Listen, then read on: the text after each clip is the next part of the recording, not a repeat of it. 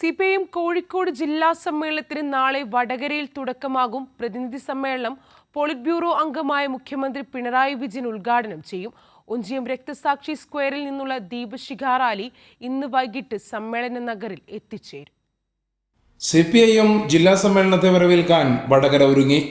നാരായണ നഗറിലെ കോടിയേരി ബാലകൃഷ്ണൻ നഗറിലാണ് 3 ദിവസത്തെ സമ്മേളനം.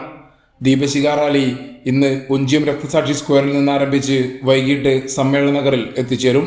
21-ന് പതാക ഉയർത്തി 439 പ്രതിനിധികളും ജില്ലാ കമ്മിറ്റി അംഗങ്ങൾ, കേന്ദ്ര സംസ്ഥാന നേതാക്കൾ എന്നിവർ സമ്മേളനത്തിൽ പങ്കെടുക്കും. പ്രതിനിധി സമ്മേളനം ബുധനാഴ്ച പോളിറ്റ് ബ്യൂറോ അംഗമായ മുഖ്യമന്ത്രി പിണറായി വിജയൻ ഉദ്ഘാടനം ചെയ്യുമെന്ന് ജില്ലാ സെക്രട്ടറി പി മോഹനൻ മാസ്റ്റർ പറഞ്ഞു.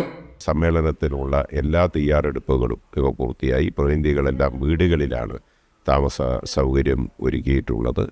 എല്ലാ നിലയിലും സമ്മേളനം വലിയ മുന്നേറ്റമായിട്ട് മാറാനാണ് പോകുന്നത്. അനുബന്ധ പരിപാടികൾ കഴിഞ്ഞ ഒരു മാസക്കാലമായി വടകരയിലും വടകരയുടെ വിവിധ മേഖലകളിലും എല്ലാ ദിവസവും വ്യത്യസ്തങ്ങളായ അനുബന്ധ പരിപാടികൾ എല്ലാം നടന്നു കഴിഞ്ഞിട്ടുണ്ട്. ഈ അനുബന്ധ പരിപാടികളിലെല്ലാം 10,000-കണക്കായ ബഹുജനങ്ങളാണ് ഒഴുകിയെത്തുന്നത്. 55,624 പാർട്ടി അംഗങ്ങളാണ് ജില്ലയിലുള്ളത്.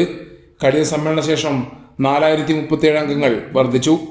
4,501 ബ്രാഞ്ചും 283 ലോക്കൽ കമ്മിറ്റികളും പ്രവർത്തിക്കുന്നു. 6 ലോക്കൽ കമ്മിറ്റിയും 135 ബ്രാഞ്ചും 3 വർഷത്തിനിടെ പുതുതായി വന്നു. 395 ബ്രാഞ്ച് സെക്രട്ടറിമാരും 10 ലോക്കൽ കമ്മിറ്റിയെ നയിക്കുന്നവരും സ്ത്രീകളാണ്. 31-ന് സീതാറാം യെച്ചൂരി നഗറിൽ നടക്കുന്ന സമാപന റാലിയിൽ 1,00,000 പേർ പങ്കെടുക്കുമെന്ന് സംഘാടകർ അറിയിച്ചു. കൈരളി ന്യൂസ്, കോഴിക്കോട്.